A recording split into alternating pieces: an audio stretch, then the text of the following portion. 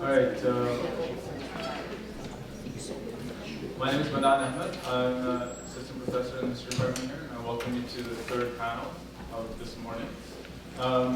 We're going to we'll sort of follow the structure for the previous panel, and I'll introduce each of the panelists, and in turn we'll have a short Q&A, 5 minutes, and then at the end we'll open it up for general questions. This is the history and media panel, and before I begin, I do want to take out a moment and again recognize and thank the labor that has gone into the organization of this conference. We are really fortunate that this conference is again a result of graduate student work, and graduate students have not only come up with the intellectual frameworks, but also the various ways in which they've made this event possible. And I want to highlight once again for all of us, Tanya Bhattacharya, who was the chair of the committee that put this together, Zainab Azerbaijan, Shantini Mukherjee, Katie Lastow, Andrew Lebowitz, Susie Ferguson, Dan Morales, and then two individuals who helped with the logistics, Patricia Morel and Sarah Petrarch. And without this labor, this would not be possible. So please join me in thanking them.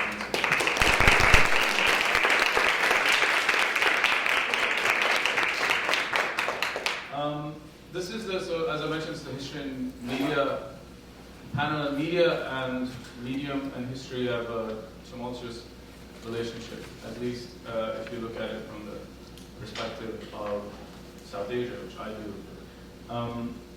Historians prioritize a certain type of medium for all our work. Text, archives, we're really good into that. If you can't find someone in the archive, those people for a very long time didn't have any history. So you had to go rescue them from the history. And the art of recuperation and rescue, intellectually and in the analytical frameworks, put the oral, the visual, the communicative in a separate category. And this is not necessarily a thing of the past. This is a thing of the now. We still have arguments about whether indigenous history is possible, or subaltern histories are possible, or did India even have something called a written history? So the question of media is central to the way in which history as a profession sees itself and constitutes itself. And the panels we've had this morning are panels in which I think historians are eager to jump into. Policy sounds amazing. Issues of public health, public security, these are issues that concern all of us, and historians want to have that chair at the table. They're less eager to think about their disciplinary practices.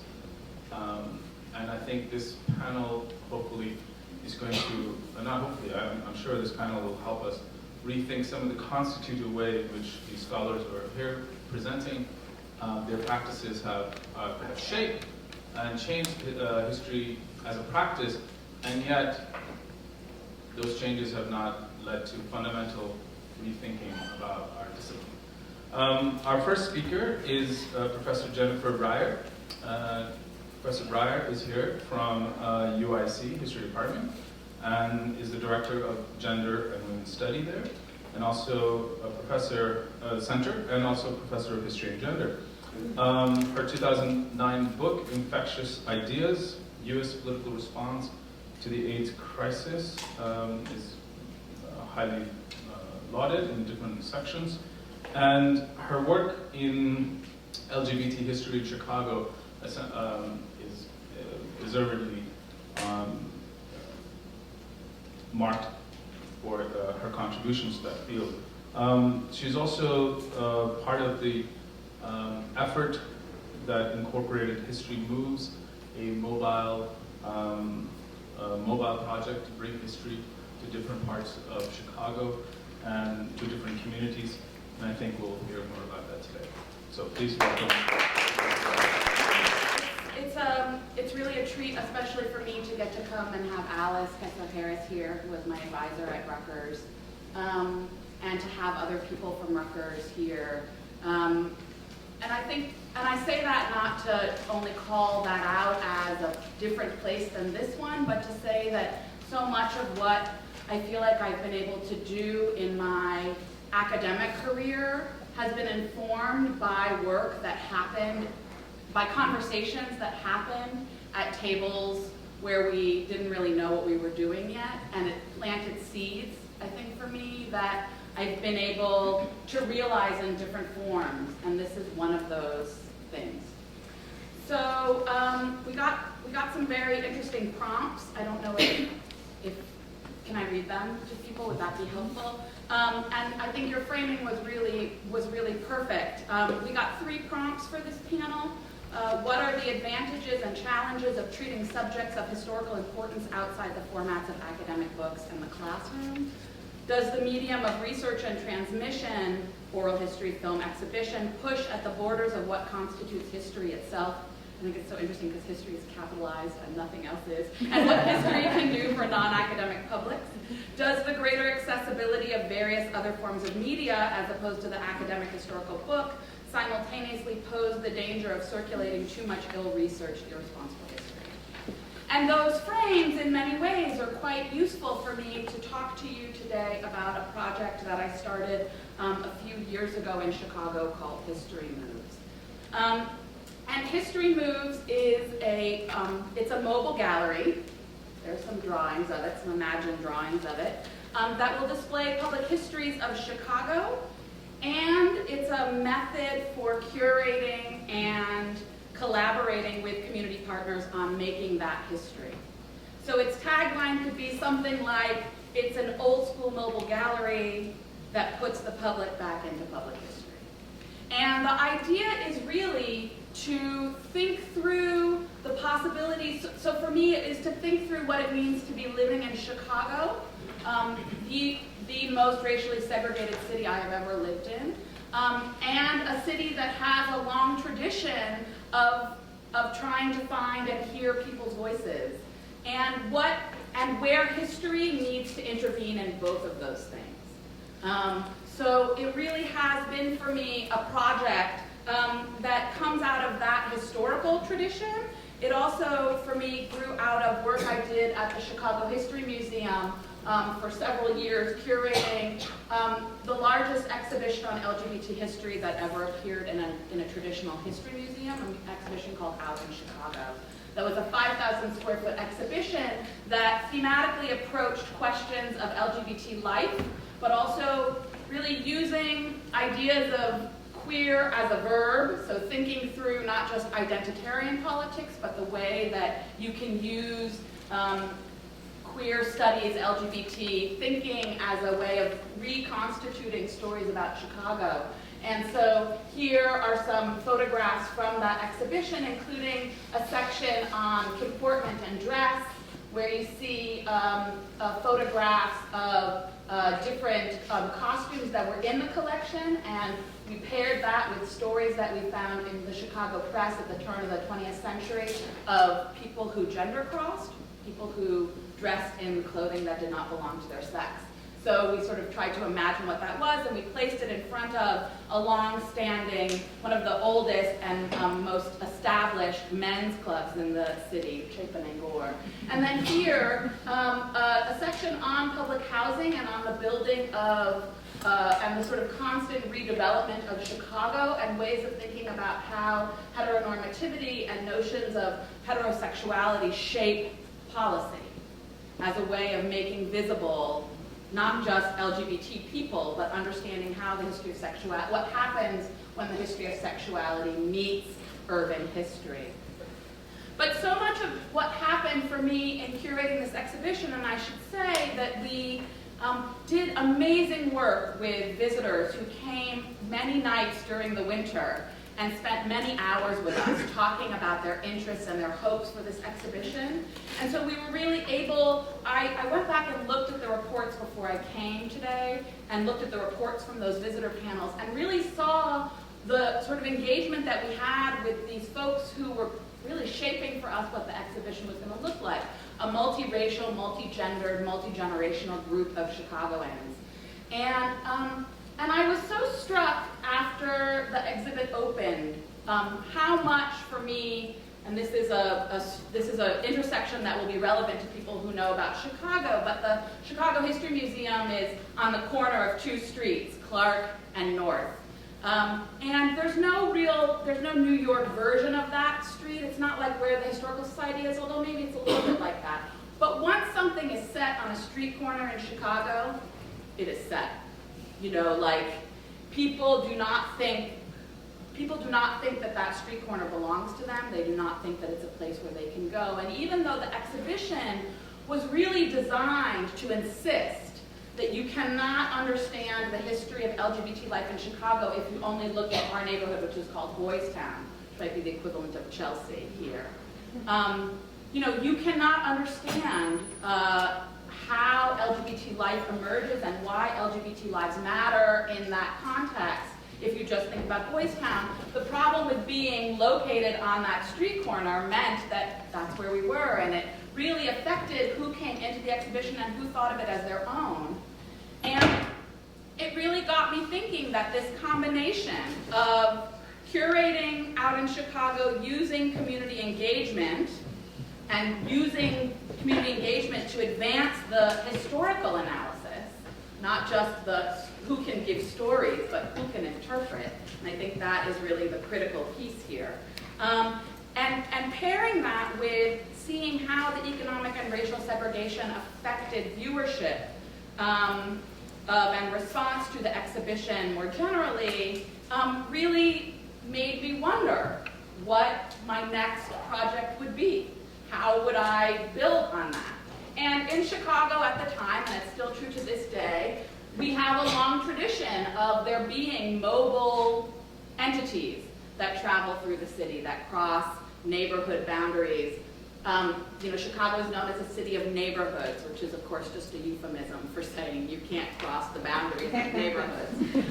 So the Night Ministry is one of the longest standing, a mobile clinic, a mobile space. They've actually created a range of different kinds of transitional housing for young people. At the time, there was a mobile produce aisle called Fresh Moves, which has since folded. And that was a difficult because it was trying to really deal with food deserts by moving produce through neighborhoods that don't have grocery stores. But I think what's now become clear is that in part they didn't, there wasn't anything sort of left with the groceries. So it sort of raises this question of mobility sometimes seems like you sort of move in and out.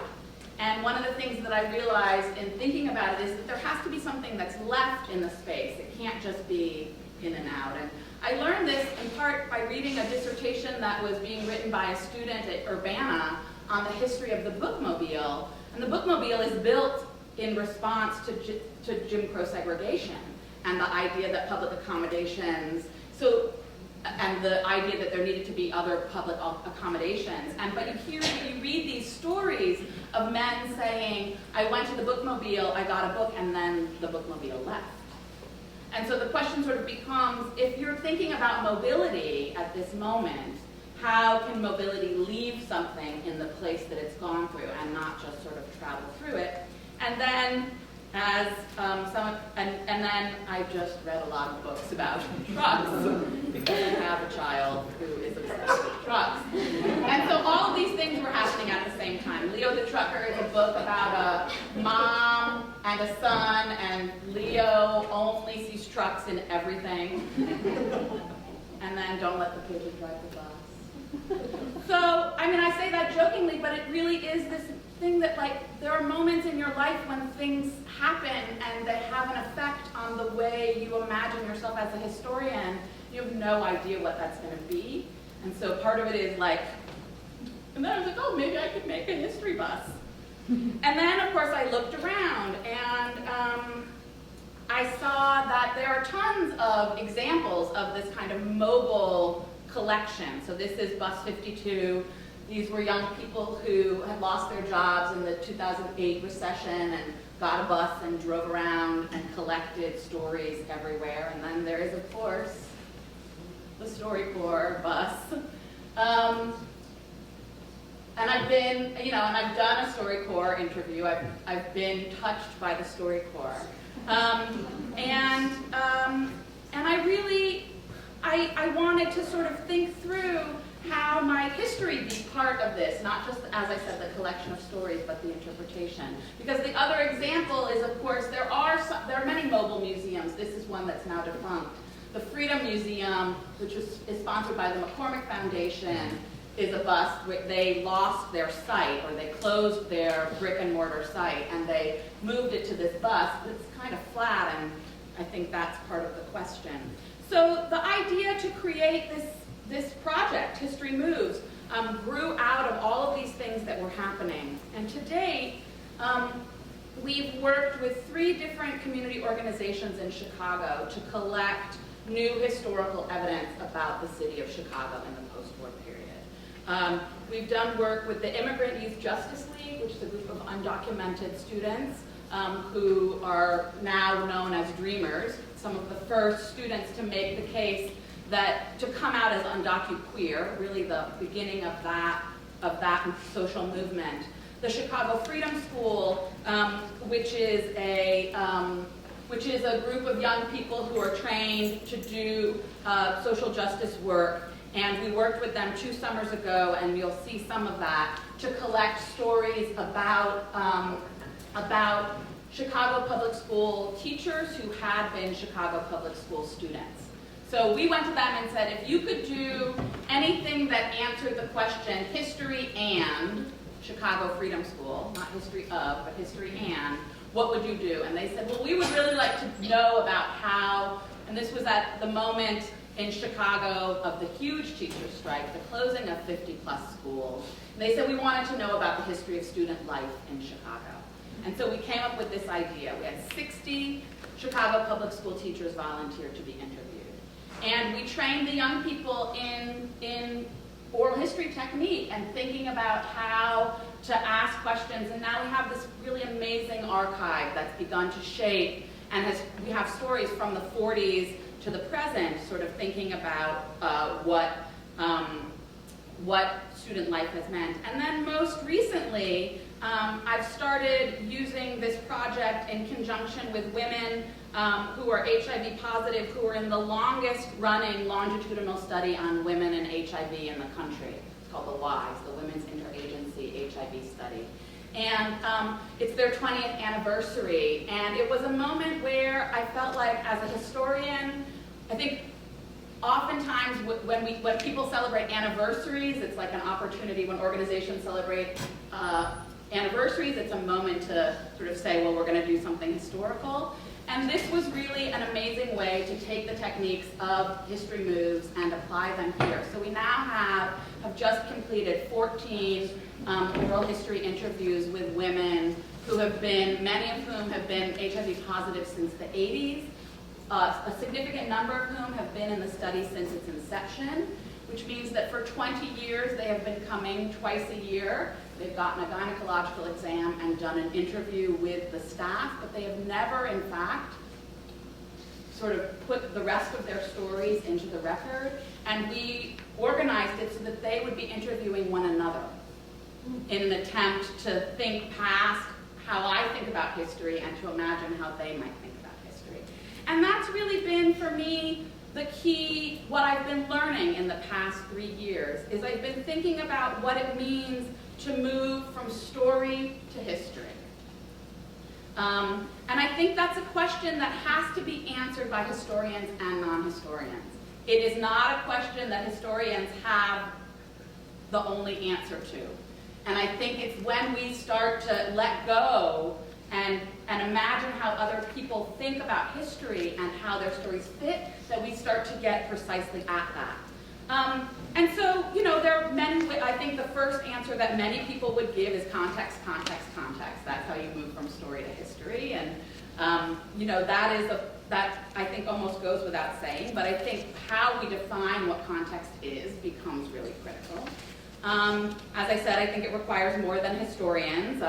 The people I've been interested in working with have been archivists, which is no surprise, but I've also been very interested in working with graphic designers and architects to think about how space and form matter in the way that we tell stories and make history out of those stories. And so this is a photograph of a prototype that we built of the bus on the UIC campus. And it has different, and you can see it more on the website if you want to go look, historymoves.org. But you can see that we're really trying to play with different ways of using context. So in the back, what you can't quite see there is that that's a huge map of Chicago public schools circa 1920. And we had stories from the teachers that drop into the map. So it's really thinking about how you make context visible and graphical, as well as, you know, how you write a good label, which I learned is really hard to do because we don't think in 15-word, obviously. Here I am talking for 15 minutes.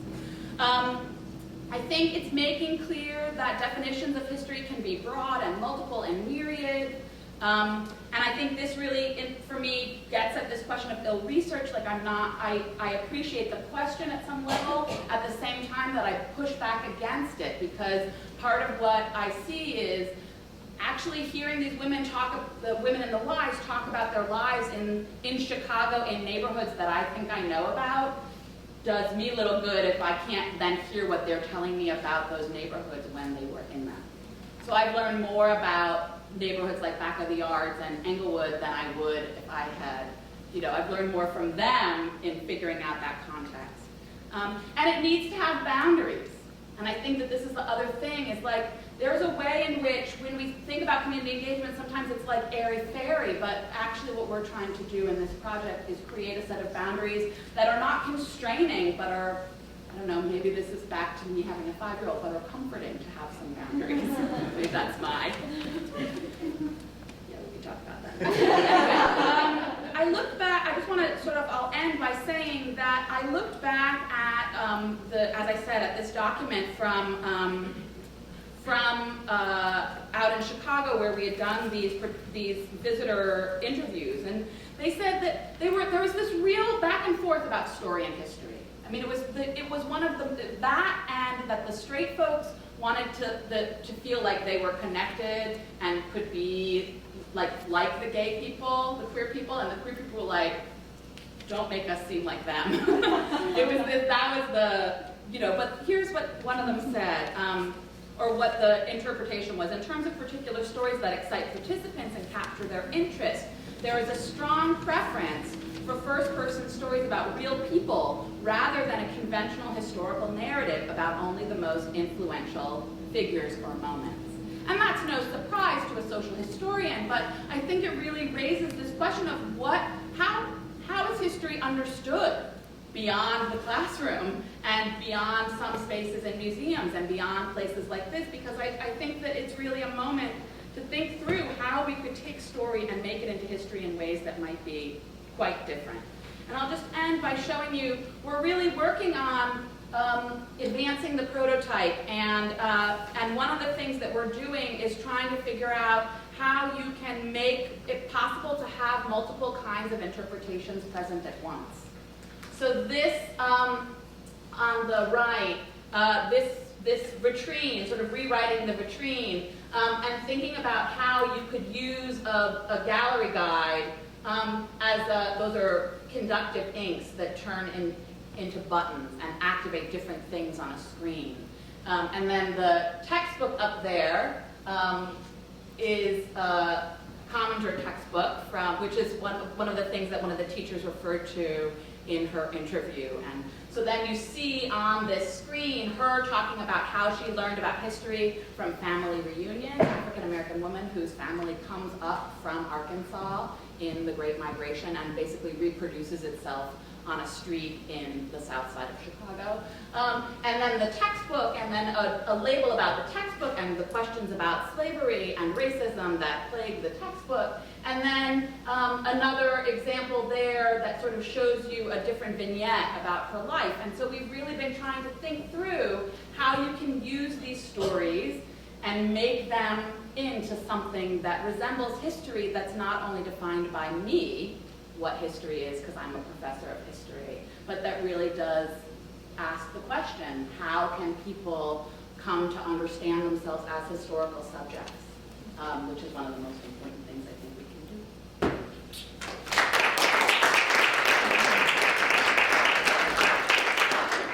So maybe we can take a couple of questions. Oh, we're going to questions now. Yes, Okay. please. Sorry. Could you talk a little bit about who funds this? I've gotten some funding. Well, that's one of the questions I find with Are you Wikipedia offering me history. something? No. Just I'm kidding. sort of, I guess, commiserating. I find Yeah. with multimedia history, Yeah. whether you're trying to do it as a department or an organization, Yeah. there's all kinds of constraints, and this seems very innovative. So, Yeah. So we've gotten some funding. We got a small NEA grant. Haven't gotten an NEA. I haven't applied for NEH yet. Because it's a collaboration in part between graphic designers, architects, and historians, and we have the Jane Addams Hull House Museum is on our campus. We have a bunch of different partners, which gives us access to funding that historians don't always think belongs in their purview, and the NEA is one of them. And it's easier to get an NEA than it is to get an NEH. We've gotten some money. Mellon funded a project called Humanities Without Walls, and we got a seed grant from them. We got the first, the chancellor at UIC has a multidisciplinary discovery grant. We got the first humanities grant that ever, so always the STEM, and we got the first humanities grant.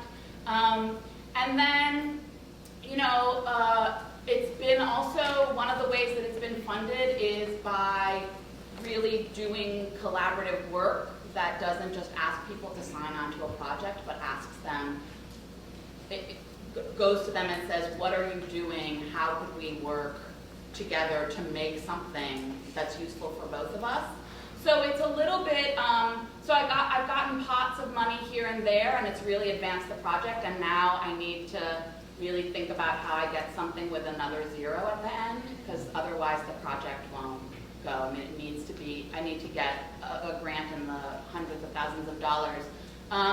But I think we've really been trying to also think about how to chunk it out and how to, I mean, this will be, I can't believe I'm about to say this, like to actually project manage in a way that is outside of the field. So really thinking about how you can break things up and fund it in discrete parts.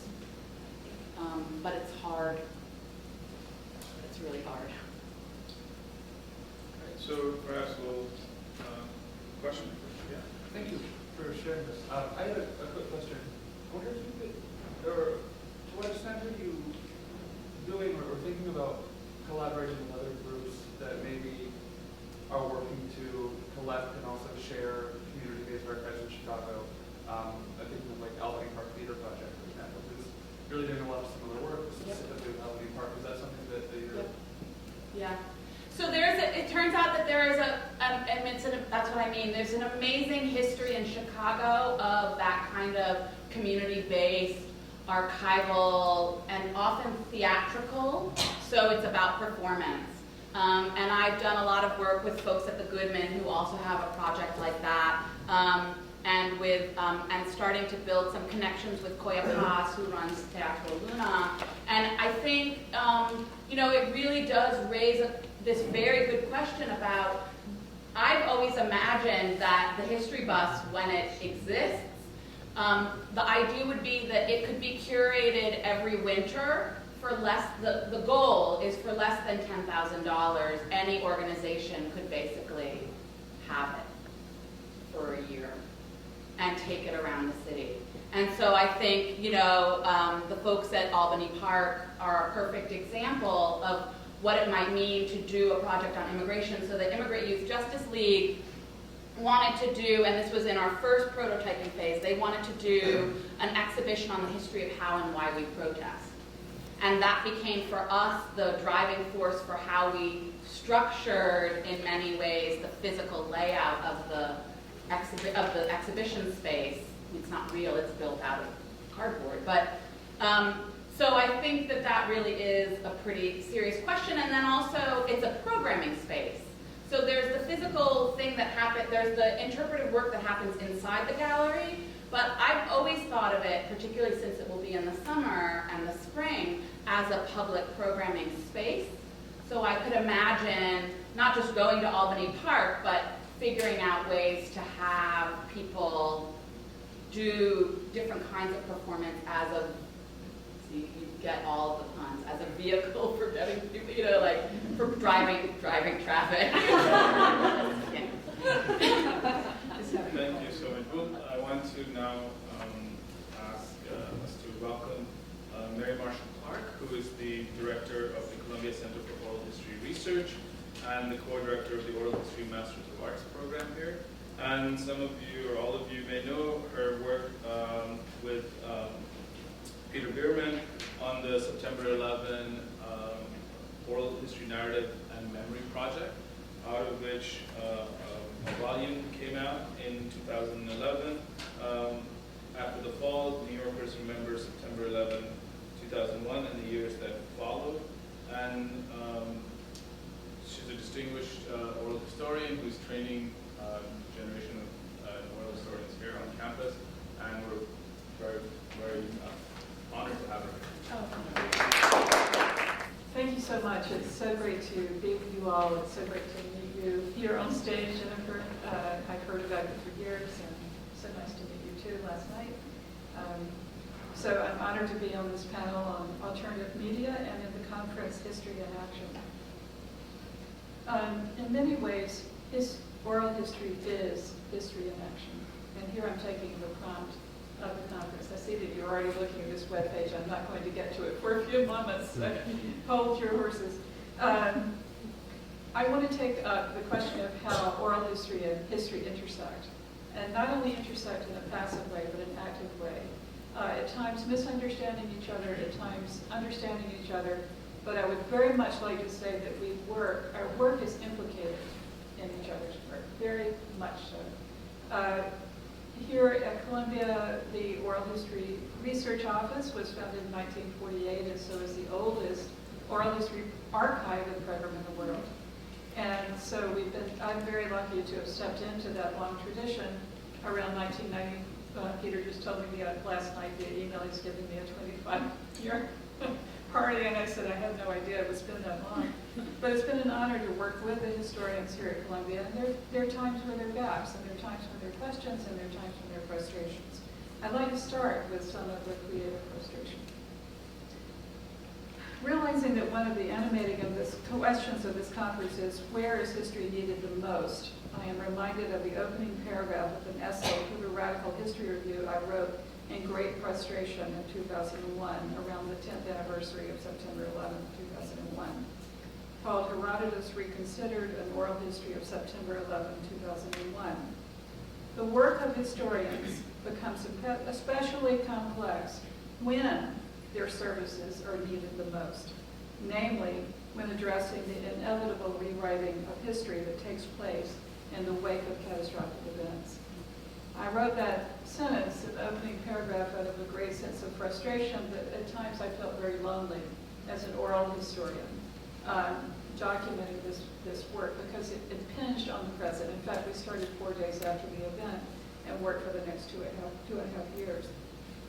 And what I would like to say about that work, which has resulted in about 900 hours of conversation with over 600 people and spawned multiple projects, including public history projects, which I'm going to talk about in a moment, was despite the most dramatic and thorough televised coverage of a world event that ever happened, in the end, argued Alessandro Portelli, who's my great mentor, and myself, we knew very little about what actually happened.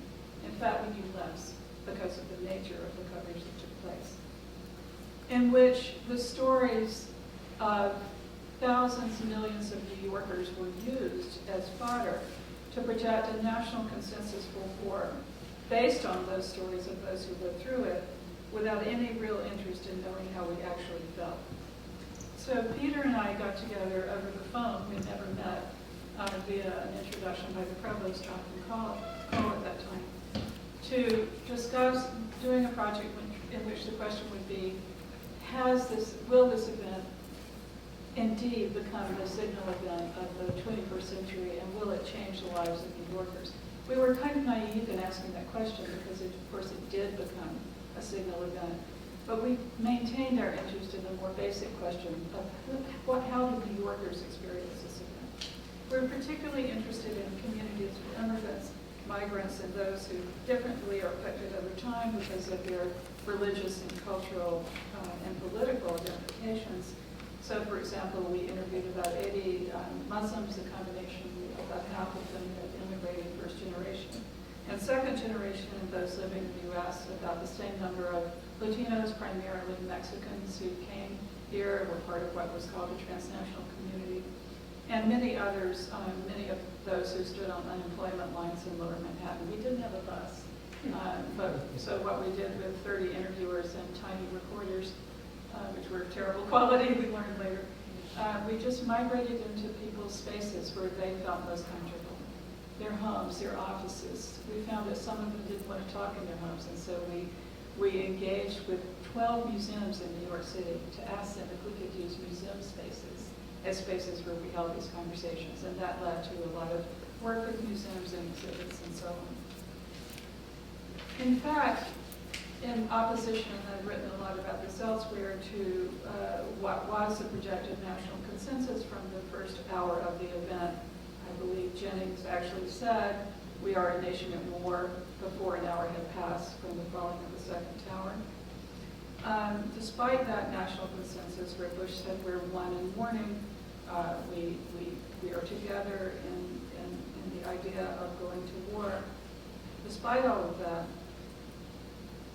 900 hours later, when we stopped and started analyzing the interviews, we found that 85% of those we interviewed, and again, it's a very small sample, were dynamically opposed or ambivalent to the incursion of Afghanistan, and much more so in terms of the invasion of Iraq. We knew that because we went back to a subset of those who wanted to be interviewed twice in 2000, and right about the time we were going into Iraq. It was a terrible time to go back, but we got a lot of great political conversation as a result of that. Why? Why were New Yorkers unsettled by the way in which they were being covered and the feeling that their voices had been lost? We heard a lot of different testimony in the early wave. We heard that people were afraid of retaliation. But greater than that was the rejection of this notion projected by the media that this was a Pearl Harbor. In fact, New Yorkers said it's nothing of the kind. This was a civilian attack. It's not a military attack, and it's an attack that did not require a military response. More interestingly, much more fascinatingly, the deep feelings of most New Yorkers who had been through these events, the ones that we were able to interview, was that they didn't want to see other people killed and harmed and losing their limbs and their families in the ways that they themselves experienced. It was an empathic, there's a lot of talk about empathy in social media and marketing, and we don't really know what that means. It's important to break all of that down. This was a spontaneous and reflective response of almost everyone living in it, was that we do not want a war in our name. In fact, we followed a group, we found a group, or the group found us actually, called Not in Our Name. And it was a group of 9/11 people who had lost family members, most of them.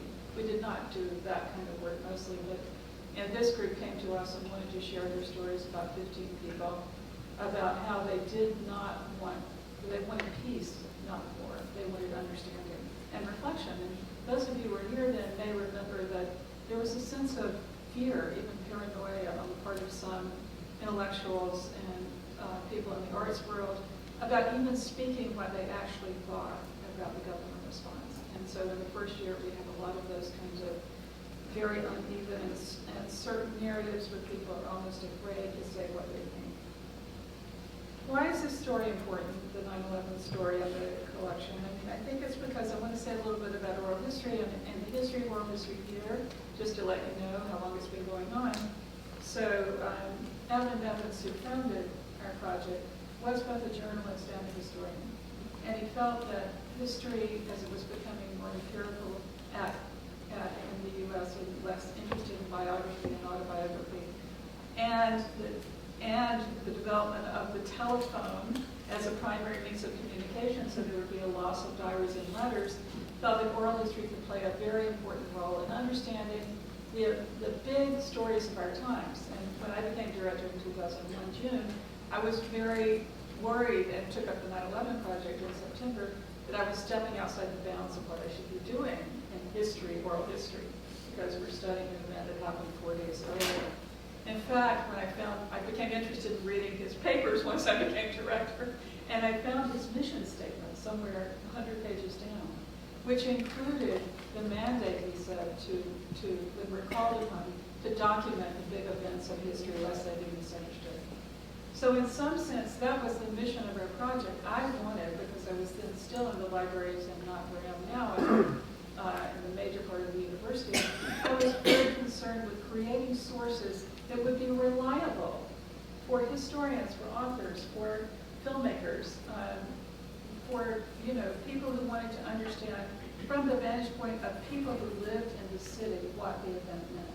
So it was really a thought, a duty almost, a sense of duty to give historians sources that weren't biased, sources that weren't cast into the shadow of, the ground zero narrative, in which there's been no other event like this one. It must not be historicized. You all remember that within the first 2 years of the construction of the Museum Planning Committee, the band of historians who agreed to lend their names to try to historicize the events were disbanded by the museum. And so this was a story that was resisting historicization. I want to stop there and move on, but I want to say that we're interested in breaking down consensus narratives. We're interested in looking at the force of the mass media in concert with government and policy agents of policy to really shift and change our own narratives, our own ways of seeing and interpreting the world. So these are mostly ordinary people we interviewed, but their stories are haunting, they're unfinished, but they have a quality and a character of representing what was true about New York in those times, that we did step outside of our silos. We did help each other. We did learn from each other. The public health department had no idea what to do. There were civil servants who had lost a sense of mission about their role in New York City. We have some interviews that demonstrate that. So the restaurant owners in Lower Manhattan got together and fed people at Ground Zero and figured out how to get the food out of basements so that the rats wouldn't take over. The Red Cross, which we later studied and analyzed, was less than ineffectual. It was a negative influence in terms of what they were able to do with the city. FEMA didn't begin to function until 3 or 4 months later. And so the single agency that performed the best and most useful work was Safe Horizons, a connection of battered women's shelters that had been connected to each other through the recent work of the great woman Elisa Del Tufo through an organization called Connect, in which there's now a lively network among battered women's shelters all over the city. They knew how to get people shelter within 10 hours, and they knew how to get people money within the same amount of time. So that story of New York is one that I hope we made a modest contribution to. And we had a lot of public projects that came out of it. One with your father, which I forgot about until I saw you, called Round One, where we worked with the Museum of the Chinese and the Americas to really do deep work in Chinatown, which had been ignored. We created a schools project that lasted for 1.5 years in Chinatown, in-school program, not after-school program, teaching 8th graders, mostly poor, very diverse, how to use oral history to understand history in their lifetimes. And a Telling Lives guide came out of that, which is still on our website with people used pretty much all over the city. The second public memory project I want to talk about is the one that the center took up in 2008. And that is this project, the project on, let me just see if I can play these. which, let me just say, the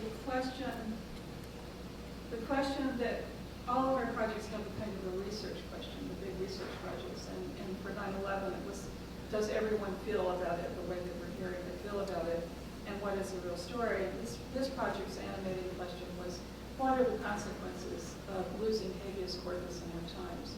Not only, so an intellectual question that meant we interviewed John Paul Stevens and 11 district judges, as well as the advocacy lawyers who defended the rights of habeas and other rights, and as well as journalists and artists who covered the event, as well as members of the American Psychological Association, which I think is the best case study, which is documented just in the book that just came out by James Rice and Payne Price, the great New York Times investigative reporter who narrowly missed going to federal prison 5 weeks ago for his investigative work. The story of how the APA collapsed advised the military and the government on how to do better torture through work on learned helplessness that had been a project of someone at the University of Pennsylvania for the last 35 years. So that is the failure, the loss of the rule of law led to a number of things that I think our society has to be thoughtful about. I'm going to speed up here so you can actually see the video, which includes, in our sense, as we moved into this level of advocacy, of investigation, where there were no sources for us and there was no public interest at all. Compared to 9/11, we had zero public interest in this project. And so we were really called upon to both advocate for the project and present the project as a form of advocacy. And so rather than doing all the outreach at the end, we decided to put every interview up that we did as we did it, so that the public that was interested could engage. And I'm happy to say that at least at our law school, this page is used as a source. But one of the professors said it's the best source on torture in the country. So I told my mother that. She's like, why did you ever go to New York? And she's like, why are you doing torture? But nonetheless, I guess I forgot what it is. So I want to share with you our methodology a little bit here and ask you to enter our world by looking at yes, you go ahead and sit down out front if you'd like to, at the life story of one of the people that we interviewed. It's not going to be a whole life story. It's 5 minutes that I've chosen. His name is Feroz Abbasi. He grew up in London, like the Tipton 3 and others. He was a restless teenager. He was looking for a way to, he's from Uganda originally, looking for a way to find himself. I guess he migrated to London when he was about 8 or 9. He studied all forms of religion, Christianity, Islam, many other different forms before deciding to join Islam. And I can't show you the first part, the introduction, because it would be too long.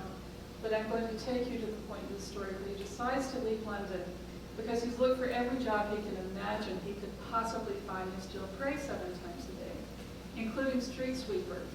But the company that hired him told him he couldn't stop and pray in front of others, so he left to go to Afghanistan. Now, you just be patient while I This is part of it. Sorry, I just wonder if we could get the lights off there. Yeah. Sorry, excuse me. This is part of and it's so embarrassing to show this in front of this great filmmaker, but this is just a very crude, 21-piece compilation reel that will show you what's in our archive. That's Mozambique, because you probably all know who he is. Okay. I was taken to the Kandahar airport, which didn't take me as a road sweeper, so I couldn't get a job as a road sweeper. So what could I do? So I said to myself, I'm going to have to get out. I'm going to have to bail out. So I jumped into the Hydra project. And then, so I jumped on the Hydra project, and then this was November 2000. So I left for the Islamic Arab Emirate of Afghanistan.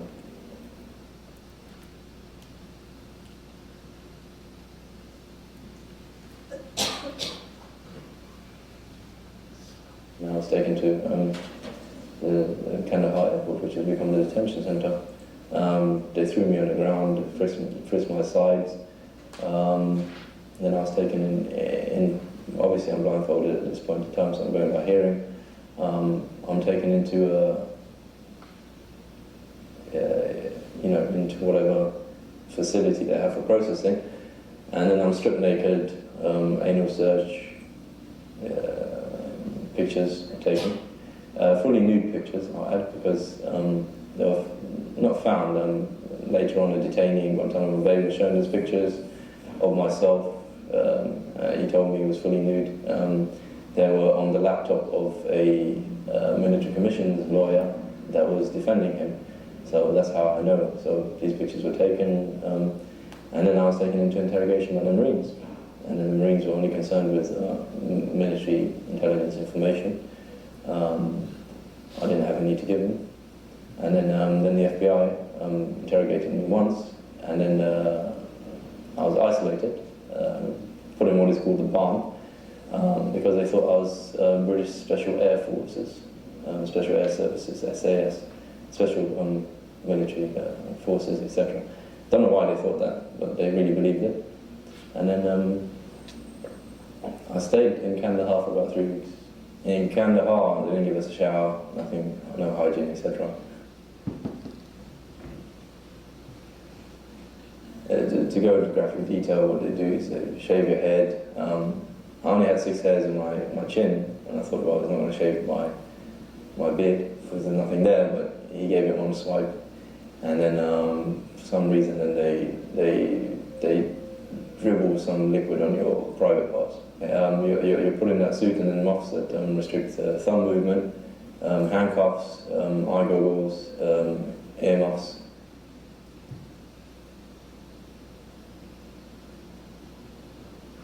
And then I was taken out, and then I was put in front to lead one line of a set of detainees.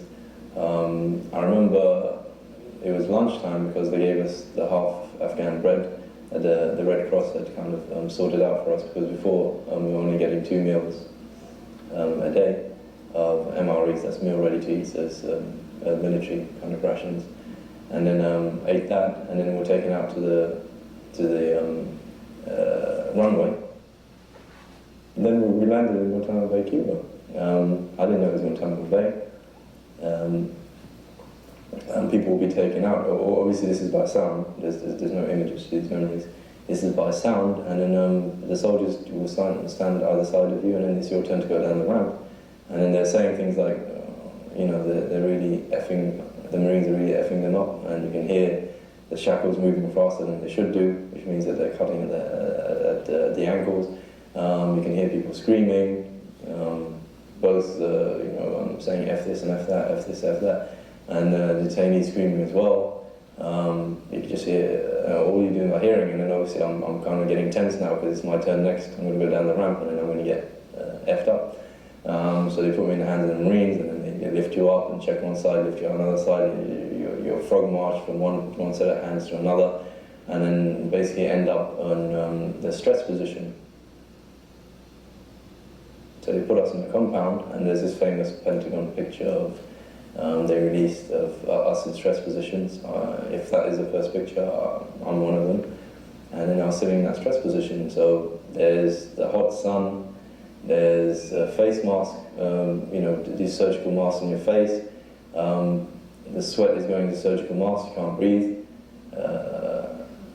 There's the dog barking, there's someone barking, the soldier barking orders, and then the bad translation of Arabic. I'm just sitting there in this stress position. You have to hold a position, your hands have to be in a certain place. The sun would go down, and I was still there. And I'm just hearing other detainees drop like flies, and then they get dragged away, and you can hear the chains. And I think I was the last one, and then basically they came. Before they did that, they took my sandal off my foot, and then I don't know why they took the sandal off my foot, and then they took me out, and they took me out into processing. And then you get a shower in front of full view of everyone. You're naked, and you only got like a few seconds, and then you go back and they put you in the jumpsuits, and then there's the anal search again. And then all I remember is, because with the goggles you could see a little bit underneath, you could see your feet, or you could see down. I just remember the light had changed. It was those floodlights that became very familiar. And I remember the clanking of the gates that were new sounds to me, but they'll become very familiar. And then I remember the grass, and then because of the floodlights, they're different color. It wasn't green, it was just kind of a different hue. And then I was put into my cage, and then they took off the goggles. And then my eyes took a while to readjust. I stood up and looked, and the first image I saw was an Afghan in orange, in a cage similar to mine, praying, which I later learned was in the wrong direction. And then I just, I looked around, and that was it. I was in a cage, and my concern was to pray. I prayed as best as I could during that whole process, but I said, let me repeat the prayers again. And then I was praying in the same direction as the Afghans, so I was praying in the wrong direction as well, but I didn't know which direction to pray. And then that's it. I'm in Camp X-ray.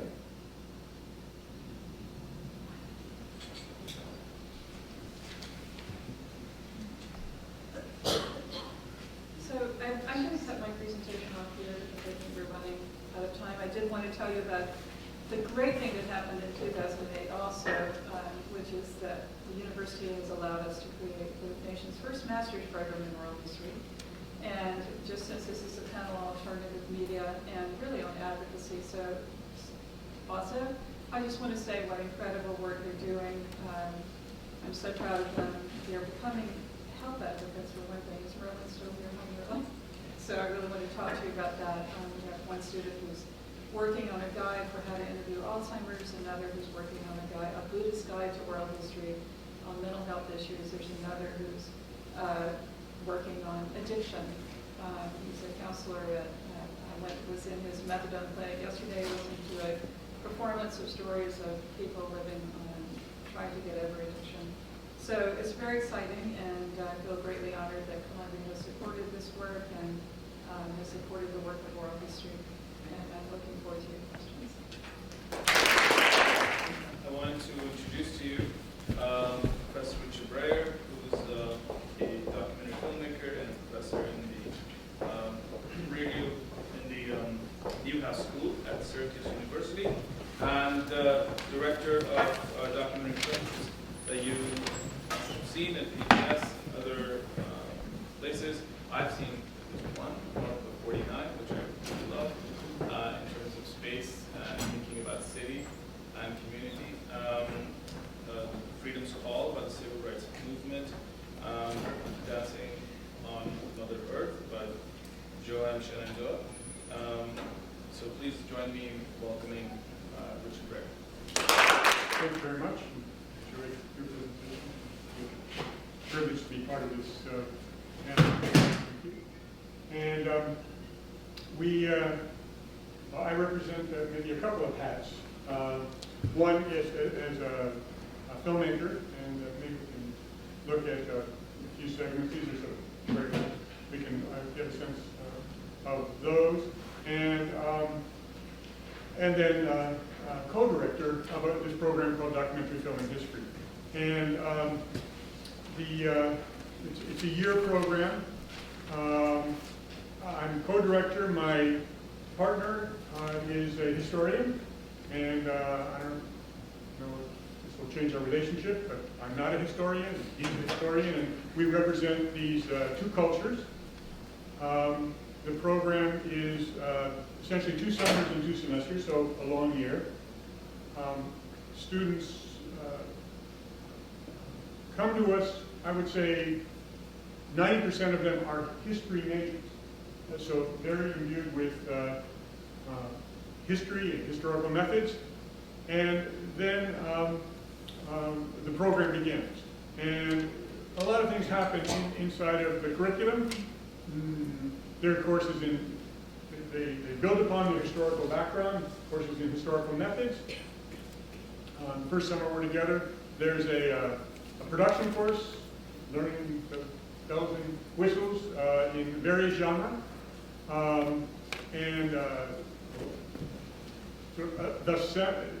Where they're, if you like, mainstreamed with other students in Newhouse School, in the School of Public Communications. And then a 1-credit seminar when the family gets together that is just the members of DFH program, and our program is about 10 students. Some years 12, some years 8, but about 10 students. So that's when the family gets together, and our course in historical methods, as I said before. Then the semesters begin, and students go sort of their separate ways to some degree, along with taking a couple of required courses. But the one defining element of their experience is the production of a thesis. We're open to how that thesis might manifest itself. It might be something in your traditions, and it might be something in your traditions. That is, it might be a chapter in a book or something like that. But really, 90% of the time, students are committed to producing a documentary. And so, in these one-credit seminars in which we get together, to be very simplistic about it, the first summer we talk about their tentative subject area and their tentative research plan, which affects their curriculum. So if you're doing a course on African American history, the story of Selma, then you would take a different set of courses than you would take because yours is on architecture in Calcutta, or whatever. And so that would, to some degree, the curriculum is defined by the student's interests. And to say that we are affiliated with the history department is accurate, but we're really affiliated more broadly to the schools in the liberal arts area. So again, using your example, you might be taking courses outside the history department, at least some of your courses. All of those preparing you and helping you participate in the research of your thesis, your documentary. And then it never goes neatly, but the next semester you're committed to the production of that, of your thesis. And that's interesting because that's where there's this big shift in terms of the hat that one wears or the culture that one participates in. To be a historian, to be a researcher is, I really believe is very different from being a filmmaker. I mean, we're in the same domain, but there's some collective. I thought your segment was quite beautiful. Very touching. No? Because clearly there was sensitivity to how to tell story and all that, which we're aware of. When we talk about telling a story well, it's sort of like saying how easy it is to describe a good novel. Well, it's got a good story, got interesting characters, it's relevant, and so on. But doing it is, at least I believe, quite different. So even crossing that line from saying this is a fascinating subject. So, for example, really, we're going to see on Tuesday this young woman who was in our program who did a piece on a CAFO. You know what CAFOs are? Contained animal food production or something like that, where you where poor cattle don't see the light of day. They're really essentially put on conveyor belts from birth to death. And you're aware that most of our chickens come from these kinds of factories. So she did a piece on a upstate community which was sort of clandestinely, a corporation clandestinely planted a CAFO in their midst. And so there's a lot of research, you can imagine. And then when she looked for how to tell the story, then things started to get interesting. And in part of the discussion is, and this I think relates to what my colleagues are saying, is not only are we talking about a successful story, but we're also talking about the strategy of getting that story out, either to create change, or you asked the question about money or something. You asked the question about money. To some degree, at least for their careers, to think about a distribution strategy, which sounds commercial, so that you can continue being a documentary filmmaker.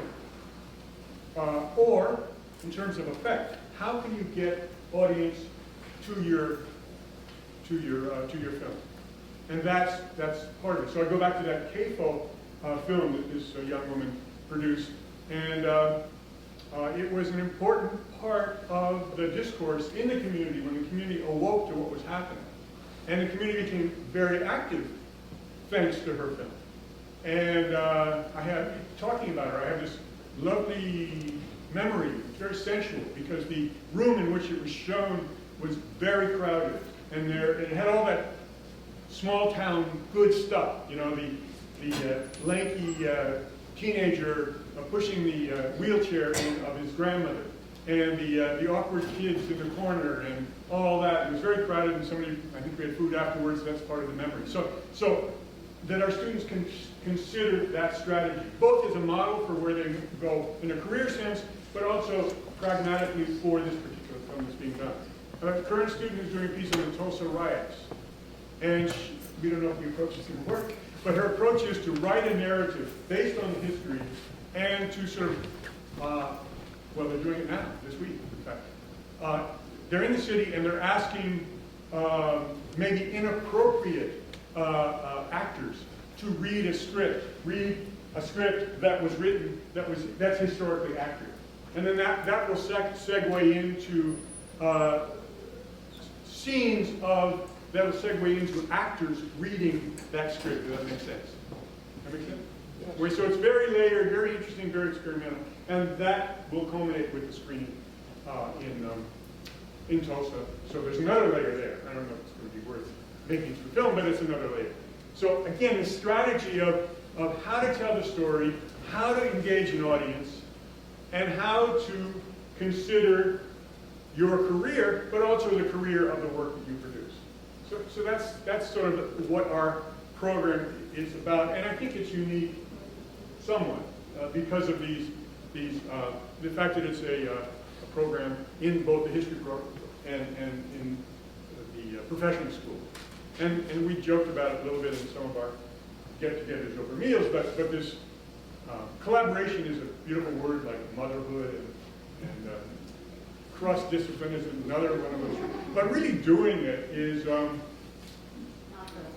not for the faint of heart. It's really interesting. I mean, even the words you use, or I one, like we did.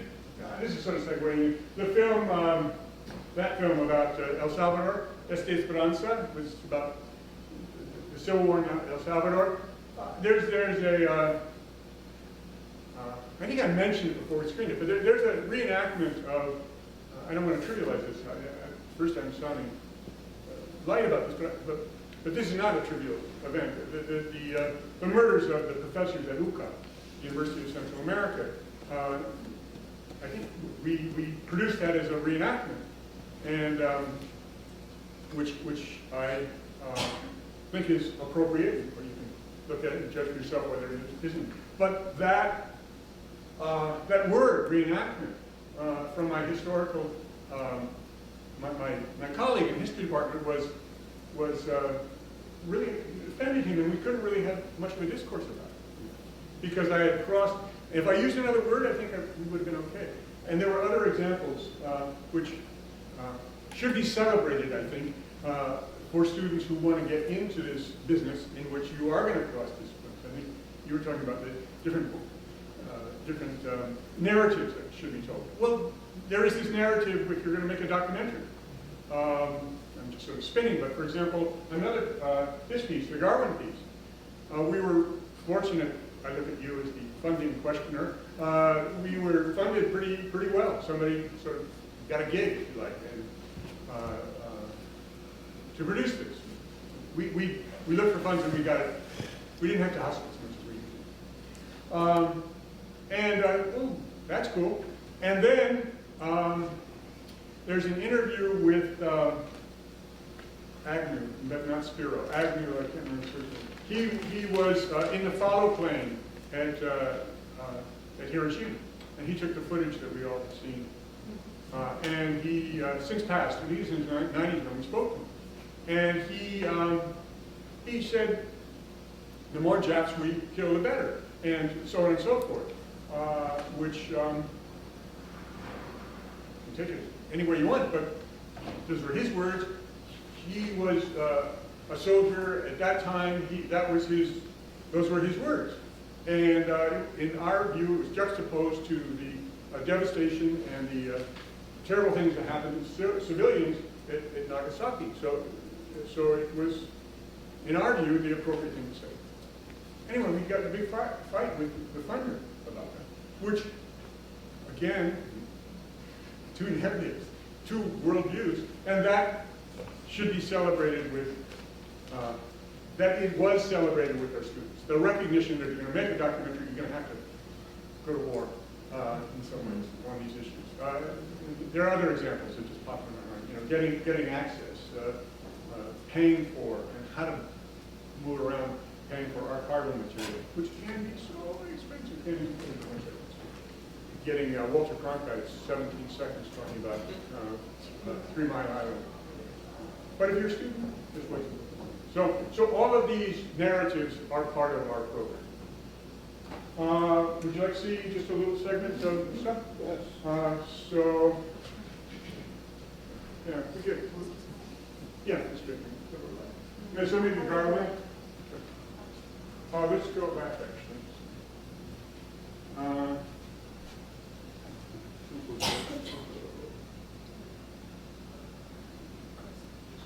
All right, sorry.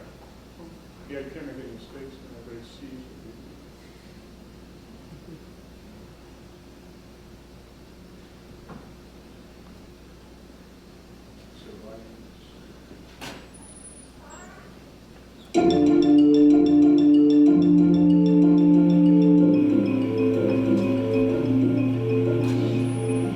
The idea that curiosity leads to disaster has an ancient pedigree.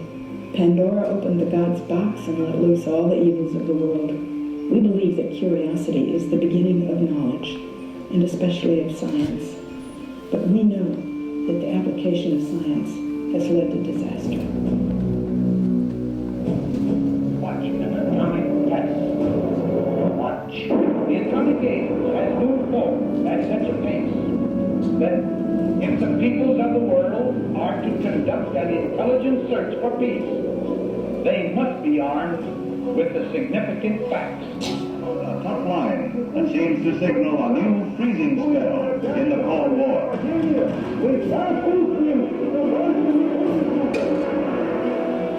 It's certainly of historic importance because that's where the first nuclear weapon was made. We had the candy kettle for melting the explosives. People didn't decide what would be the best thing to do, but what would be good enough to do it in time. North Korea is vowing to launch a preemptive nuclear strike against the United States just hours before a UN vote on sanctions against Pyongyang gets around to the many different organizations that one wonders how many Dick Garlands are there. And I intend to seek negotiated cuts with Russia to move beyond Cold War nuclear postures. The world has never known a day quite like today. So, that's a portion of that training.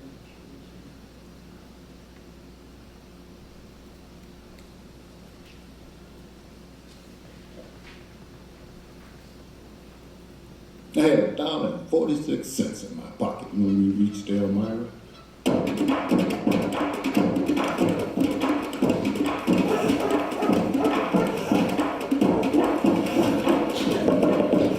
Anybody who came from Virginia on foot and fought back people who were after them and survived in a community that was largely white would have to have his wits about him at all times.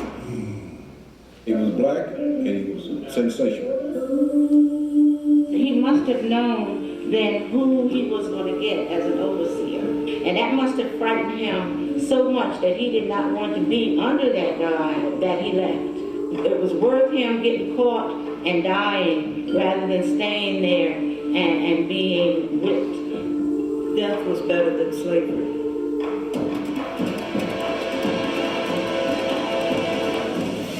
One afternoon at a crossroads, 3 men approached. They saw that we killed before we go back. when John Jones got to South Creek, he had 2 half-brothers and 2 friends with him.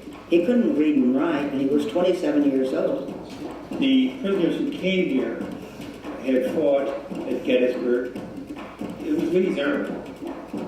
There was nothing nice about this whole place here. And the citizens of Elmira were compassionate, and they just couldn't take it. You could hear the men starving to death on the other side of a wooden fence. It really was Elmira.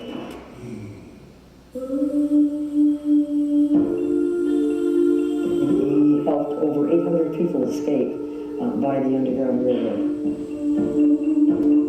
He was a dedicated man. He was a man come out of slavery, caring for the degrees. So that shows you the character. I would say thank you for all those who never got a chance to say thank you.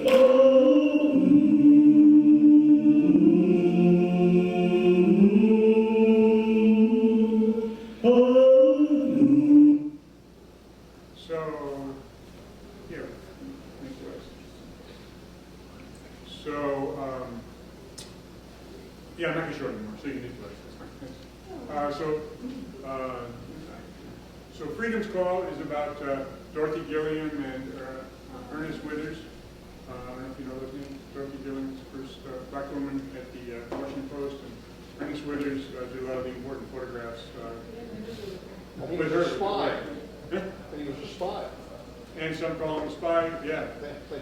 His number was uncovered. Yeah. FBI redactation. Yeah. And they went back and recovered the entire history of this guy, who was at every civil rights moment in the 60s. When he passed, he owed me $1,000. He was smart to the end. Evil smart, but smart. So his story, Ernest was a character, no question. And there's a lot that was uncovered afterwards. But like I say, I think a lot of that was run. North of 49, consequences, a little story about this, which is, well first, I'm so pleased with this. Not far from Syracuse, no, in India, there's a Sikh community called Gobind Sahib, God's house in Punjab.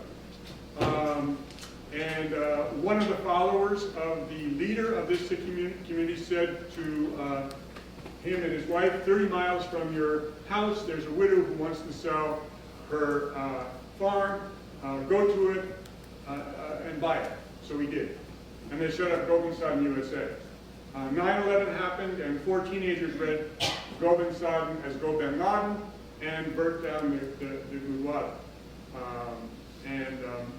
They were like many teenagers playing screens, and it didn't take long before they were arrested. And the leader of the Sikh community in Syracuse, it's near Syracuse, 30 miles, said, "We love you like we love our own children.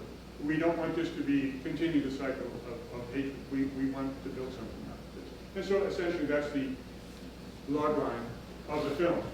You know, would physically the temple be rebuilt, and would physically and would spiritually something better than more hatred come out. And one little story that pleases me, I wrote this down. It's a line. I guess I'm going to use it, which is, to some degree, I feel like I'm a plumber at an architect's convention, which is that, you guys are thinking the big picture, and I'm thinking about distribution and get the thing done and so on and so forth. So, quite a plumber. Quite a plumber. But there's one story in the plumbing business. One little story about this film that I'm really, really proud of, which is that there are all these people in this tiny community, like Hastings, New York. I don't know if you know upstate New York, but it's like to call it a one-horse town is a half-a-horse town, and it's a rural agricultural. So the people who are in the film didn't really know each other. So we had them come to the university to see the film, not necessarily to get their approval, but to, as a courtesy, because the film is done. The protagonist in this film about the burning of the Gurdwara is one of the arsonists, Cassie, a young woman who was an arsonist. She didn't get hit as hard as others because she wasn't, she was pregnant, and a female. That could have been the reason. And then secondly, she wasn't as active as two young men who really got hit way hard. Anyway, she came there with her baby to see the film. And the baby was 6 months old, and the baby was restless, and the lights went down, and the film went on, and I held the baby for a little bit, and I passed it on to the baby for a little bit, and when it was all done, the lights came up, and the leader of the Sikh community, the bearded, turbaned dude who was holding the baby of the arsonists. And it just touched me deeply. And if the film could be part of that event, that was history in action, or that was documentary in action. And if my students witnessed that somewhat miracle, was very gratifying. Esta Esperanza, about the post-Civil War in El Salvador, which featuring the children to some degree, but about the really the strength and resilience of that community, which was so exploited by the elites and some of our elites. And then Kasturi, about a ingenue, movie star in India, as a way of looking at that Indian culture. A Toast to Sweet Old Age, about the long living in Georgia. And I saw you look at the watch, which means I'm probably done. And then this film, which was really fun, Going to Bhutan. I went to Calcutta. And Chula Vilna. And about the dancers, which preceded their national tour. Thank you. The floor is open. Please, any questions for any of our panelists? We have less than 10 minutes. I have a question about audience. As I listen to all of you speak, what I hear is that you are constructing sometimes evidence, sometimes a story for particular audiences, whether you want to influence the distribution of a film or whether you want to speak to a neighborhood. It does seem to me, speaking from the perspective of a very traditional historian, that such an aim is inimical to the aim of a historian, who does not try to be selective with evidence, does not try to tell the story for a particular audience, but tries to interpret a moment in time or an event or shape it in accordance with some sense of truth, you might say. So could you each talk a little bit about audience and the way in which speaking to an audience influences the shape of the work that you do?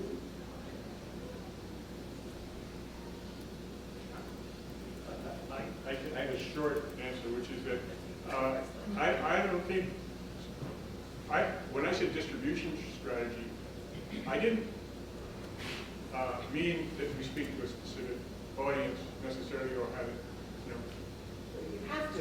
but you have, it becomes inevitable, but it's one of those ambivalent realities, because there's something else, I don't know, which is that I think you spend a lot of money and a lot of time on what you're doing because you want to speak to people who are not predisposed to hearing the story. You want to disseminate it as broadly as you can. So you bring up a really good point, and I think if you go one way or the other, that's the problem. Of course you have to be realistic about it. If nobody sees what you do, then it's probably not as good as people see what you do. On the other hand, if you pander to your audience or you speak directly to an audience, there's that risk. I think that's a great question, and I wish I had more luxurious time to think and plan about that. That's one of the problems that I suffer from and we suffer from.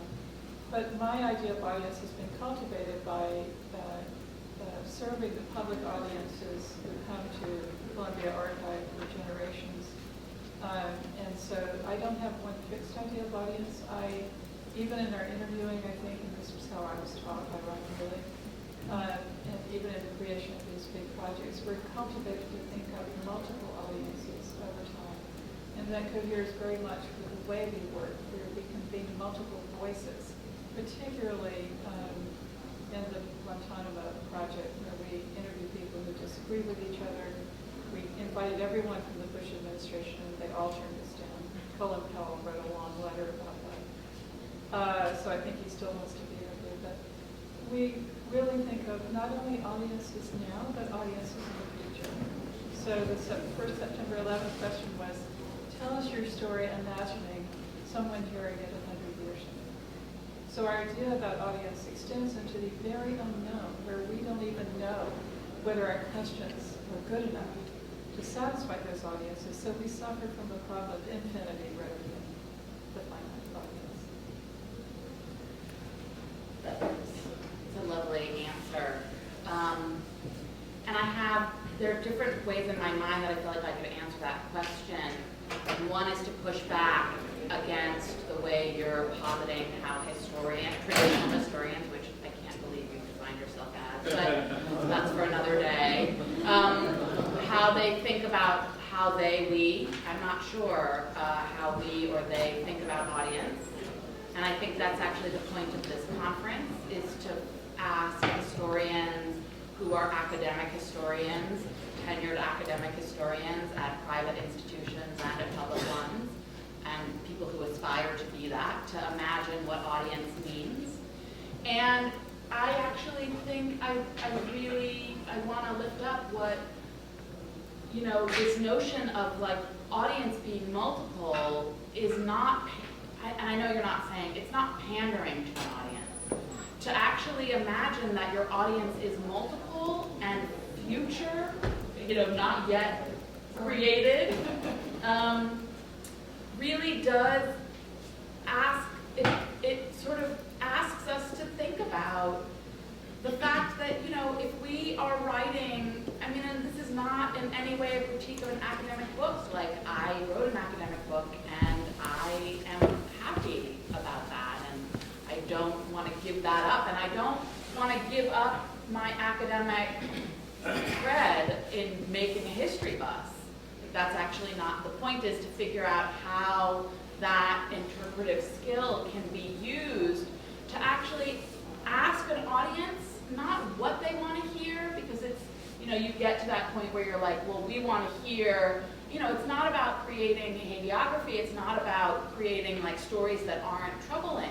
It's actually about saying like, you may know what you want to hear may be useful for me because it'll help me think about what I want to say. But not in the way that necessarily erases my method. It changes the method. And it doesn't have to be that one replaces the other. They can live in some discomfort together, and that's okay.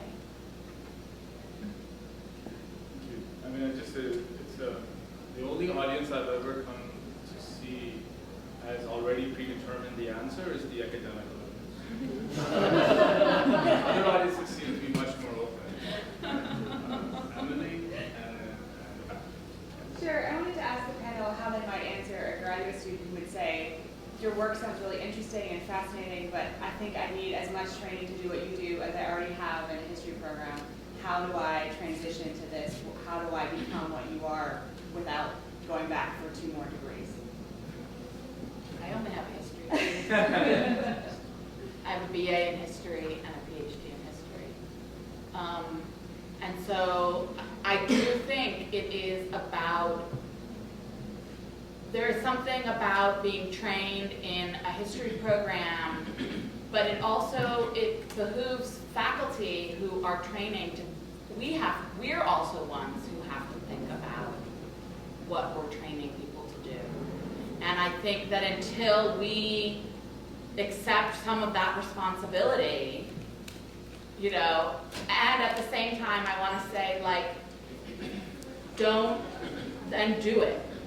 It's not about being professionalized into it. It's about using your imagination to take you someplace. And I know that that sounds kind of hokey, but don't let that be taken away from you simply because you have to, you know, pass a comprehensive exam, which sucks.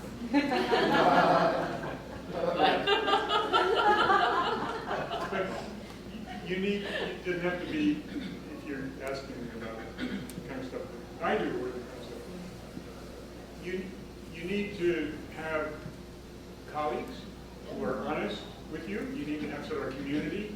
It could be for psychological or aesthetic reasons. And you need to, well, you need to make some mistakes. You need to, without consequences other than you'll get slapped or your grade will be that you'll still pass.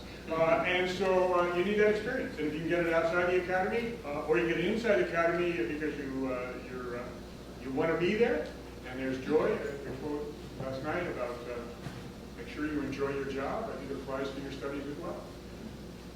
Last question. Hi, my name is Ursula Davis, and my daughter, Curie Davis, did a film where she redid the Kenneth Clark doll test. It was called The Girl Like Me, where she interviewed black and white black children about which doll they would prefer in New York City, in Harlem, right down the street. And at 16, when she did the film, she really did not know how it would impact on the world. And now, 10 years later, 50 million people have seen that film. Wow, congratulations. And so I guess my question worldwide, and it's impacted on so many levels, and it's in college curriculums around the country and around the world. So I guess my question for the professor who's working with students in documentary film, does the documentary filmmaker know beforehand how their film will impact on society and how their film will impact on the world? Yes. When you're speaking to funding organizations, yes, and the narrative is very clear. It's going to begin this way, and then you're going to do this, and you're going to talk to that person. No. But that's a fun conversation to have, because you don't get funded or green-lit or opportunities without having that self-confidence and having an envisioned story and impact. But if you believe it, then you're in trouble. It's just a starting point, like plans on a vacation. Because I think initially we thought we'd show it to family and we'd show it to friends, and then it wound up in Tribeca, and then it had legs. I love the word artist, because I think that art is what we all do, whether historians, whatever we do. And I don't think, maybe that's an answer to distribution too. And many people who see your art is possible, but you can't predict the results. You can't, it has its own art. What your daughter did was fabulous, and she did. I think, 50 million? Or she planted 48 million. I think this question of Alice's about audience is so interesting, because I guess I think of one of our aims in the History in Action and Historical Thinking in Public Life to actually develop audiences, to kind of show people how, like you said, that they are the subjects of history, that they contribute to the history, that they can both write about their own communities, but also that you can write about the larger community, or that people actually have stories that need to be archived because they're so valuable in terms of historical memory, or the kinds of things that you do. And I really think that that's something that we have to think about all the time in History in Action, is who is our audience and how do we develop those audiences so that in fact people do say, oh, we're going to make a policy statement, we need a historian, or oh, we're going to try to excavate this history of some area, we need to bring on the historians from Columbia University. Yeah, let's hope that happens. I just have I'm glad you brought it up, because I think I reacted defensively to Alice's question. Sorry, I did that. I think we have to work really hard to develop those audiences. My imagination about the clip of Rosa Bossi is that we show it to teachers and students around the country. It should be required watching. So we need to know who we want to influence and who we want to, to have the knowledge that we created. And I think development of that is really, really important. It goes beyond exhibits and it's really pedagogical. And I would just say, I really appreciate what you're saying, and it is one of the lessons that I learned from working in public history on this exhibit, is how much audience and sort of thinking about it and not assuming that it's an audience that's any different from the audience. I mean, right? That's the thing about working at a university. UIC that is very much prides itself on understanding its, and sometimes it's imperial in the way that this university is in taking over space, but very much understands that, I understand that my students are the community. This is not, in my case, those are not two separate things. That audience is the same audience, right? I mean, there are other ways of thinking about it, but I think really making people feel like they are an audience, and that they are wanted in that way is really important, and figuring out how to do that is really critical. Thank you. So thank you very much to the panel. Please join me